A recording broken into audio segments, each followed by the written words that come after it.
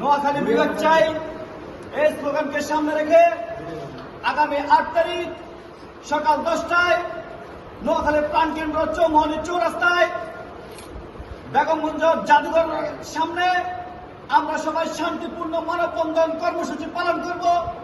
আপনারা সবাই স্বতঃস্ফূর্তভাবে এই মানববন্ধনে উপস্থিত থেকে আমাদের এই প্রোগ্রামকে সফল ও সার্থক করতে সহযোগিতা করুন। সবাই দলে দলে যোগ দিন, আমাদের মানববন্ধন সফল করুন।